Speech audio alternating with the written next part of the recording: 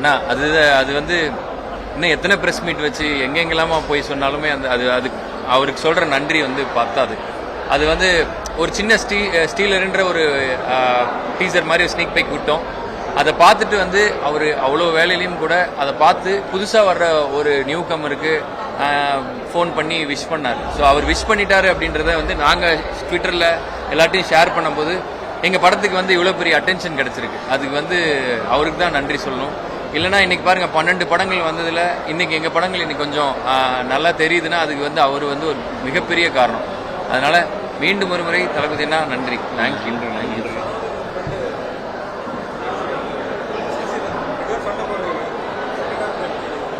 ஆனால் இது வந்து ஜாலியான படம் தான். சண்டேயாக இருந்தாலும் சரி, காமெடி, அதில் இருக்க இமோஷன் எல்லாமே வந்து லைட்டாகவே இருக்கும். படங்கள் இப்போ என்னென்னா எல்லாருக்குமே நிறைய ஸ்க்ரீன் டைம் இருக்குது, நிறைய ஸ்க்ராலிங் பண்ணுறாங்க, நிறையா படம் பார்க்குறாங்க. எது பார்த்தாலும் அவங்க மனசை ரொம்ப உள்ள டீப்பாக போய் அழுத்தாமல் ஒரு லைட்டாக ஃபீல் குட்டாக இருக்கிற மாதிரி இருக்குது. இப்போ ஃபர்ஸ்ட் ஹாஃப் நீங்கள் பார்த்துட்டீங்க, செகண்ட் ஹாஃபில் நீங்கள் கேட்டதுக்கு ஏற்ற மாதிரி நிறைய விஷயங்கள் படம் முடியும் போது ஒரு பாசிட்டிவாக இருக்கணும், பாசிட்டிவான ஃபீலோட இருக்கும்.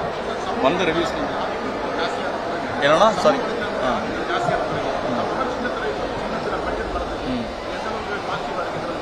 இல்லை ரொம்ப பாசிட்டிவாக இருக்குண்ணா. எதையுமே வந்து இல்லை எதுவுமே வந்து நம்ம பார்க்குற பார்வை தானே. நம்ம வந்து ஒரு உலகத்தில் நல்லதும் இருக்குது கெட்டதும் இருக்குது. நம்ம நல்லதே பார்த்தா நல்லதே நடக்குன்ற மாதிரி தான் அந்த ஒரு இதுதான்.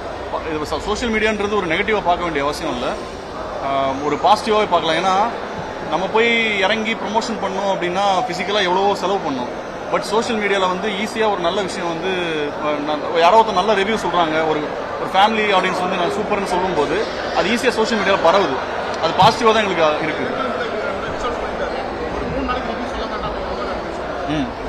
ஆமாம், அதெல்லாம் சொல்லி கேட்க மாட்டாங்க, எல்லாரும் சொல்லிடுறாங்கண்ணா.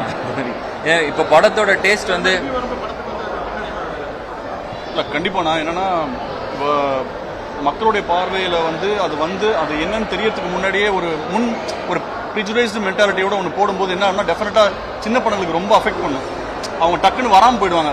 வந்து பார்க்கலாமோ, ஒரு டிசைனர் டீசர் ட்ரெய்லர்லாம் பார்த்துட்டு அவங்களே ஒரு முடிவு பண்ணுவாங்க இல்லையா, இந்த படம் பார்க்கலாமா வேணாமான்னு அவங்களுக்கு ஒரு ஆடியன்ஸ்க்கு ஒரு முடிவு இருக்கும்.